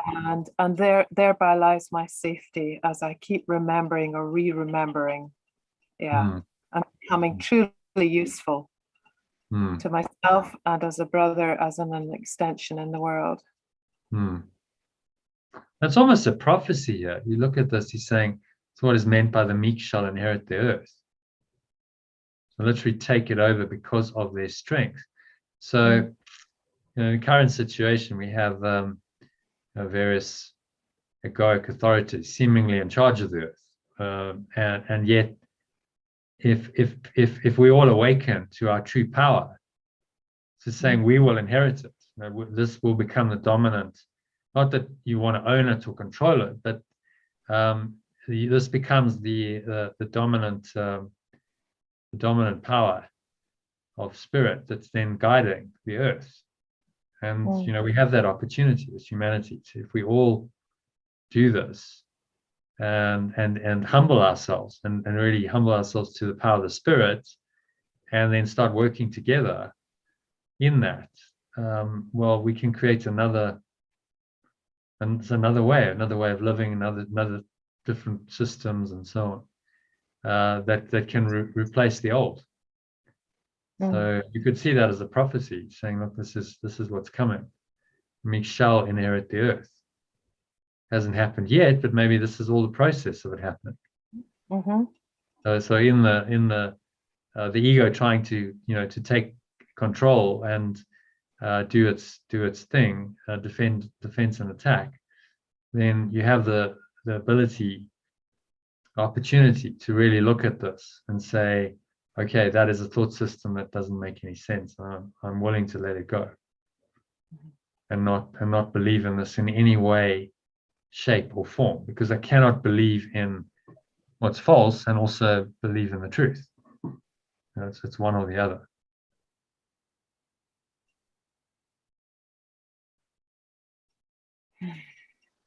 Okay, so any I mean, maybe I'll ask John or someone to give it.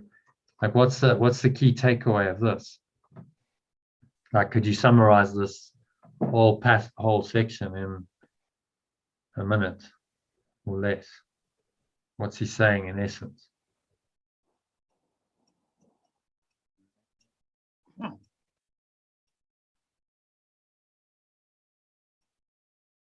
Atonement or at-one-ment is a process of correcting all errors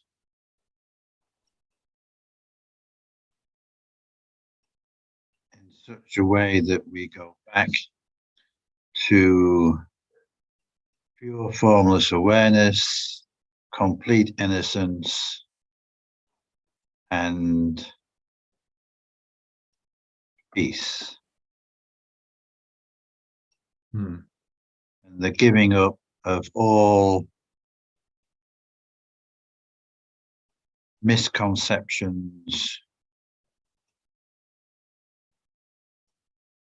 misperceptions, illusions, any darkness, any error, basically.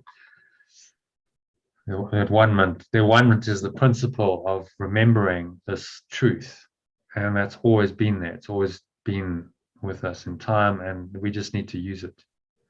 Use that principle repeatedly in our experience to correct our errors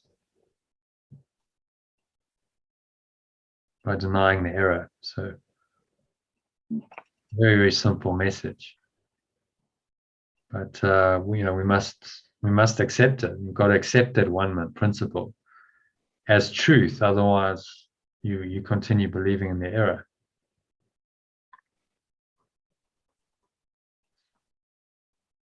Okay, so yeah, that's a nice overview, summary. Any other comments or questions on this? No?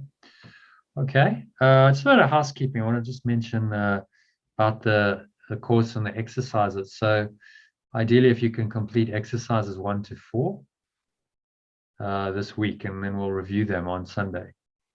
Because we're going to be moving on the following week to naming your game exercise and getting into the very kind of core of this whole course. So try and get those out the way, do them in your own time, but do exercise 1 to 4 before Sunday, and then we'll use the Sunday session to kind of go through them, review them, answer any questions, and then we can move on to next week to exercise 5 and 6. So 6 is a drawing as well, but we do that after exercise 5. Okay, so any other questions about the course? Anything you have questions about? Any comments? Kind of working. Iona, you finding it's working for you? You're able to integrate it? Yeah, I feel it's still early days, but I feel more settled this week. Yeah. So it's more of a rhythm. Yes, that's right. Yeah, great. So so join as many live sessions as you can, and try and practice the workbook lessons. I'm giving you the breath breaks to do it, so you can practice, and then the join these sessions. We do one a day. That's pretty good. Then you kind of on the program. You're getting benefit. No one does well. I do 2 a day, but no one else does 2 a day. So it's okay if you can do 1 a day. That's good. If you Sue and John, you used to do 2 a day, so you're most welcome. It'd be great to have you joining twice, but I don't know what your schedule's like. So just try and flow with it. Really, it's like not to make it into some kind of obligation or something that's heavy. It's just okay. This fits into my life. I do it when I can. If I don't, then I still practice. I'm still practicing the lesson. You've got the tools. You've got the workbook lessons. I send you the breath breaks. I send you recordings. So you can practice outside of the live sessions. Yeah. As well. Okay. So anything else? Shall we leave it there for tonight? Thank you, Jenna. Thanks very much. Okay, so we close it out with a little 2-minute meditation, just to end it off on a nice, connected, grateful note. So close your eyes, take a nice deep breath in, and just apply that values breathing. So you can use these little techniques you've learned. So just breathe in on the value of gratitude. You're feeling really grateful for these sessions, the mighty companions who journey with us on the journey back to God or love. Feel that gratitude arising. You breathe it in into your heart, your mind, your whole being. And love goes with gratitude inevitably. So you're actually grateful for the source of love, which is in your mind, the source of it, atonement or one-ment in your mind, which is always there, has always been there, and you're just starting to acknowledge it. So that one-ment is your salvation. Accept that, feel the gratitude, feel the love. Breathe it all into every pore, every cell, every muscle of your body. You can visualize a light flowing in if that helps you. Golden or white light, fusing every cell of your body, every part of your mind, and driving out any darkness. So if you exhale out through the mouth, letting it all go.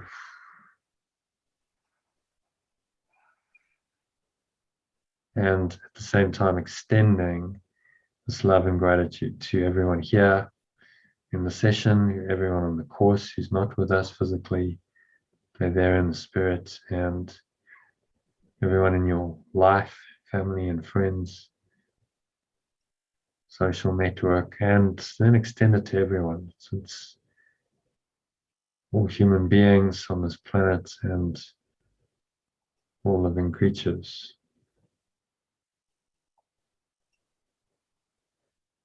And so you feel that extension, and in extending love, you come to recognize that you are that extension. You are the Son of God, in other words. You are the very loving presence that you're feeling right now. You can only feel grateful for that. So anchor the state of love and gratitude in for the rest of the evening. So it is said, so it is done. And on the count of 1, just open your eyes and carry on in this lovely, grateful state. So a sign in my yoga studio saying, keep calm and carry on. So we can adapt that to say, stay grateful and carry on. So thank you, everyone, for Thank you, joining. Janet. And Good night, everybody. hope Good to see you night. tomorrow. Bye. Hi, Patricia. Good night. Namaste. Namaste, Bye. everyone. Okay. So